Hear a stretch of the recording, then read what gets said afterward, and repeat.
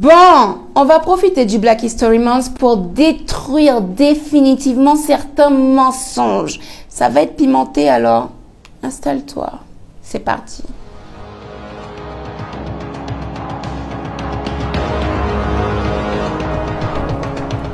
Bienvenue sur Afrique Résurrection, je suis Safia Njoïla, chercheuse en histoire et culture africaine. Comme je vous le disais, nous allons détruire certains mensonges et on va commencer dans l'ordre chronologique avec la préhistoire, c'est-à-dire la période la plus éloignée de nous. Dans l'école coloniale où j'ai été, on m'a appris que la préhistoire c'était l'homme blanc qui faisait ci, il peignait dans les grottes de Lascaux, il découvrait le feu, etc. Mensonge, mensonge, mensonge. La préhistoire est noire, tout simplement parce que les premiers humains ont des millions d'années en âge, tandis que l'homme blanc est apparu il y a 8000 ans. Donc l'homme blanc est le frère cadet de l'humanité. C'est le dernier né. Bref, on en revient à notre sujet principal.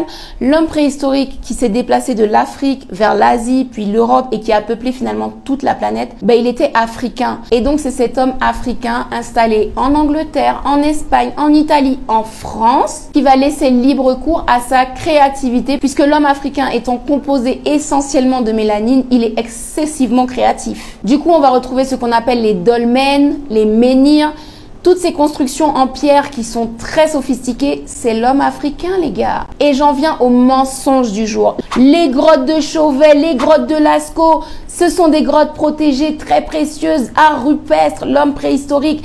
Si vous tapez sur n'importe quel moteur de recherche qui existe, peinture préhistorique, grotte de Lascaux, vous ne trouverez que des représentations d'hommes blancs qui sont en train de peindre les grottes de Lascaux. Du coup, on va faire les choses comme Papa Cheikh Anta Diop nous a appris, c'est-à-dire avec la science. Information égale, la vérité triomphe. Première des choses pour démystifier le fait que les grottes de Lascaux et les grottes de Chauvet, on va y venir, n'ont pas été réalisées par des hommes blancs, des hommes européens qui n'auraient connu que l'Europe, eh bien c'est tout simplement ce qui est représenté sur les murs. On y trouve des rhinocéros, des hyènes, des lions, des buffles, des gazelles et attention, attention, des éléphants. Donc tous ceux qui vont venir dire « Ouais, mais il y a un certain temps, il y avait des lions en Europe », il n'y avait pas d'éléphants, il n'y avait pas de rhinocéros, ok? Donc les gens là qui ont dessiné des hyènes, des rhinocéros et des éléphants, ils ont bien vu ça quelque part et c'était pas en Europe. C'était tout simplement chez eux. Alors est-ce que c'était la nostalgie ou est-ce que c'était leur Instagram de l'époque? En tous les cas, ils ont représenté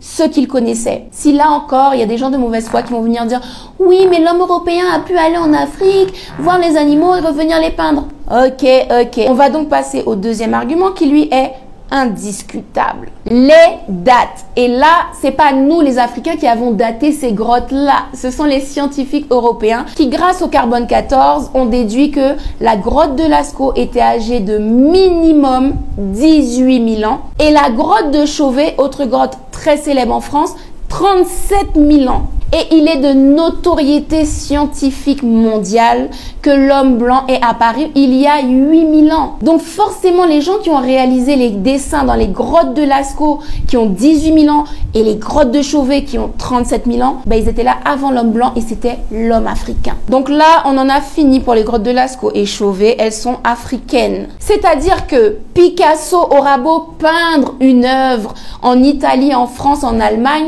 ça restera une œuvre espagnole de Picasso. Donc les grottes de Lascaux, les grottes de Chauvet, réalisées par des hommes et des femmes préhistoriques africains, africaines, eh bien même si leur situation géographique est en France, ce sont des grottes africaines. Et petit bonus dans cette vidéo, sachez que même si vous n'avez appris l'existence que de ces deux grottes-là préhistoriques, il en existe une multitude infinie sur le sol africain. Je conclus la vidéo sur le fait que la préhistoire est africaine. L'utilisation du feu, les premiers outils, les premiers calculs, les premiers dessins, les premières explorations du monde. Bref, l'homme africain a été premier en tout, sur tout, pour tout. Donc il va falloir que nos dessinateurs, nos auteurs de livres, nos créateurs de dessins animés reconstituent cette histoire avec une imagerie africaine. N'oublie pas de partager cette vidéo, il est très important que nous soyons très nombreux à découvrir ce genre de vérité. Et puis si tu souhaites découvrir d'autres mensonges ce mois-ci, abonne-toi à Afrique Résurrection si ce n'est pas déjà le cas. Surveille les notifs et on se retrouve très prochainement pour d'autres chroniques.